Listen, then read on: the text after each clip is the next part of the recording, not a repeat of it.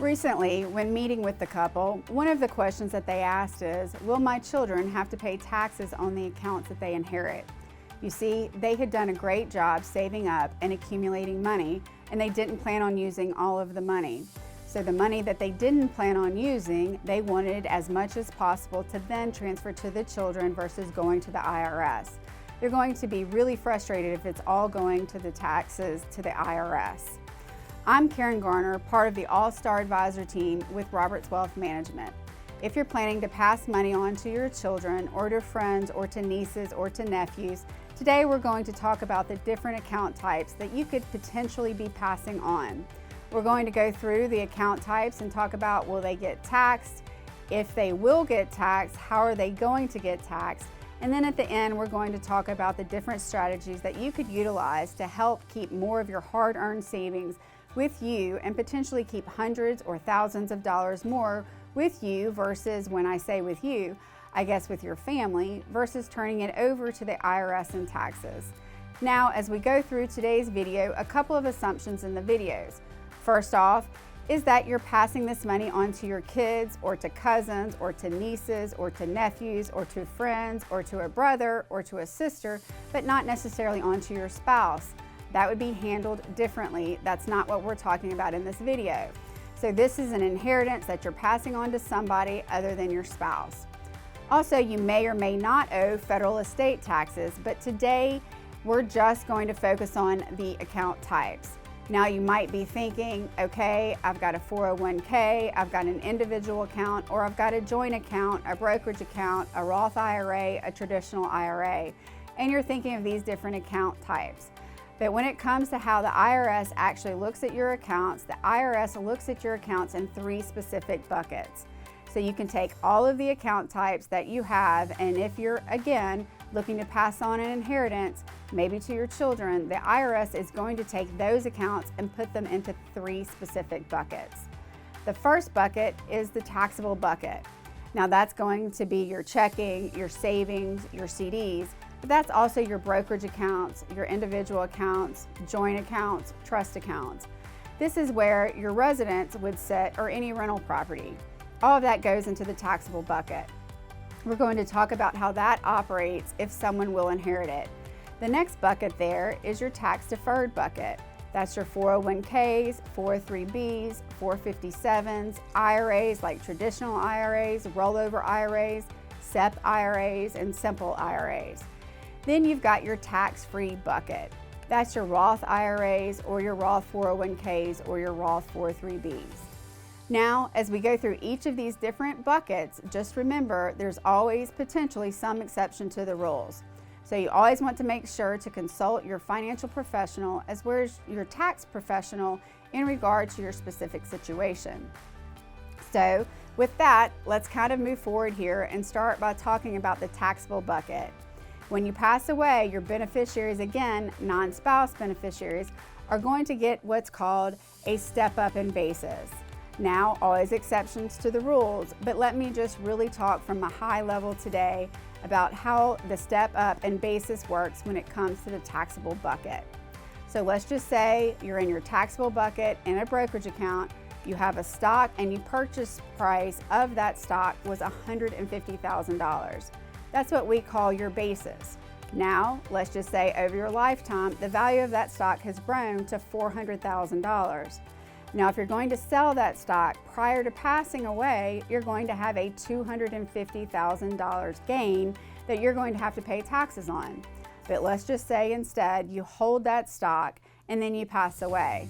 Well, your beneficiary, maybe in this case or in the case of the clients that we're asking, your children are going to get what's called a step up in basis. So again, you sold it prior to death and you would pay tax on $250,000. After death, your children get to step up in basis, meaning they're inheriting it not at $150,000 purchase price, they're now inheriting it at the $400,000 value when you passed away. That's their new rule. Plus, that is their new basis. Now, if they're to sell it right away, like right away at the $400,000 mark, they wouldn't owe any taxes on that money. If they were to hold on to it for a long time and then there were gains on top of that $400,000 or interest that was paid out, well then yes, they would have to pay on interest, dividends, gains, again based on that new base value for them of $400,000. You see, the same holds true when it comes to your residence or in regard to rental property. So again, after we go through all of the different buckets, we're going to talk at the end how you can use some of this to help bring benefit to your family and keep more of this money in your pocket, in your family's pocket, versus paying it out to the IRS in taxes. But I'm sure you've already kind of caught on to catching some of this. Next, let's talk about the accounts that sit in the middle bucket or the tax deferred bucket. This would be your IRA, your 401ks, 403bs, SEP IRAs, simple IRAs. All of this money, when you put it away, you actually got a tax deduction in the year that you put it away. So you haven't paid income tax on any of this money yet. So whether it be you taking out or your beneficiaries taking it out, whomever is taking the money out of these accounts, they're going to have to pay income tax on every dollar that they take out. If they take it all in a lump sum in cash, they're going to have to pay tax on all of that cash that they take out. Now we'd recommend inheriting it in an inherited IRA, and there's always exceptions to the different rules that we're talking about here. But let's just say in general, if you create an inherited IRA, you or your beneficiary does, and it's after the year 2020, so the death took place after 2020, the 10-year rule is going to apply. What does that mean? Well, that means that they have 10 years to take out all of the money of that IRA account. So all of the funds in here that have yet to be taxed, all of them have to come out in a 10-year time period. And as they come out, they're going to have to pay income taxes on all of those dollars that do come out. So again, once we get through all of the buckets, we're going to talk about some strategies to help reduce the income taxes on those dollars that they're taking out. All right, let's talk about how the accounts in the tax-free bucket and how will they be taxed as well. So in the tax-free bucket, we've got the Roth IRAs, Roth 401ks, Roth 403bs. Now, just like it would be for you, for your beneficiaries, this will also be tax-free income. But similar to the tax-deferred bucket, you want to make sure that, again, your beneficiaries are inheriting this in the proper way. Most of the time, you want to be creating an inherited Roth IRA. And just like that tax-deferred bucket as well, the 10-year rule also applies to the tax-free bucket. So anything inherited in this bucket after 2020, the 10-year rule applies, meaning that all of the money still has to be taken out of this bucket over a 10-year period. Now it will be tax-free income, so there won't be any income taxes on it, but it does all have to come out of the inherited Roth IRA over the 10-year time period. Let's talk about how you can take what you're hoping to pass on, whether it be to your children or to the other beneficiaries, and help keep more of it in the family's pocket versus passing it on to the IRS. So the first thing, some thoughts and strategies, in working with people just like you that want to pass on an inheritance to their children or to other beneficiaries, is what I call family wealth planning. Meaning understanding what tax brackets are you in, what tax brackets are your children in. And here's how some of this can play.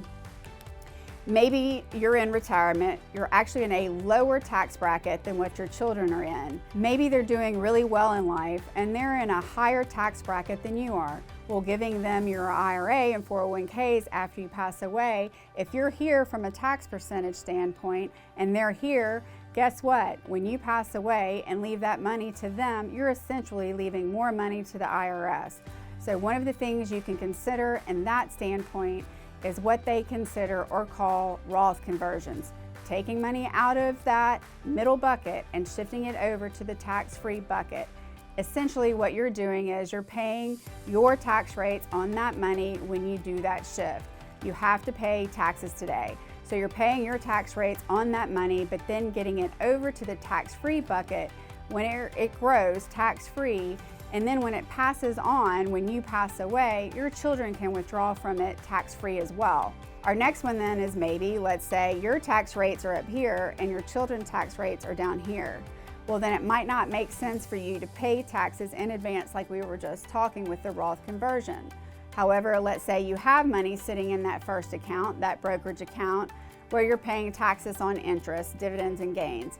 it might make sense for you to start gifting some of that money now to your children when they're at a lower tax rate, meaning that they've got to pay lower taxes on the interest, dividends, and gains. If you don't feel like you're going to use it at all, then maybe it makes more sense to start gifting it earlier to them in that standpoint. Some other things to consider. We talked about the taxable bucket and that step up in basis. If you've got stocks or mutual funds or exchange traded funds, or even your property or rental property, it makes more sense to pass away with those funds or that property than to sell it before you pass away.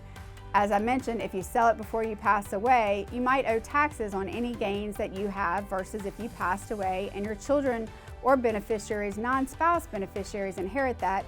Well, now they're going to get a step up in basis. You sell it before you pass away, now we're paying more taxes to the IRS. You pass away with that, your children get a step up in basis.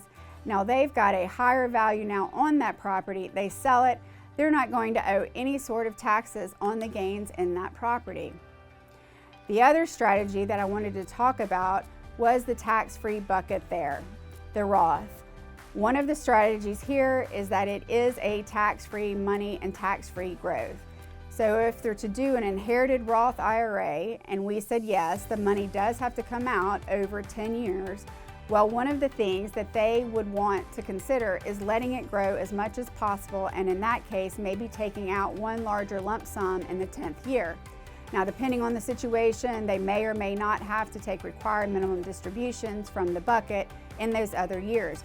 But the main thing would be is letting as much of it grow tax-free as possible, and then take that tax-free money out in the 10th year, whereas if they felt like, oh, I'll just kind of spread it out amongst the years, well, now they're taking that money out and it has to go into some other type of account where they may then get taxed on interest, dividends, and gains. So hopefully you found these strategies helpful as you kind of go through this family tax planning thought process of, okay, you've saved up money, you don't plan to use it all, so you want to make sure that it goes to your beneficiaries in the most tax efficient way possible. Will they get taxed on some of the accounts? They could get taxed on some of the accounts. What would you do about it as a family? And in advance could depend on how much of it stays with the family versus going to the IRS.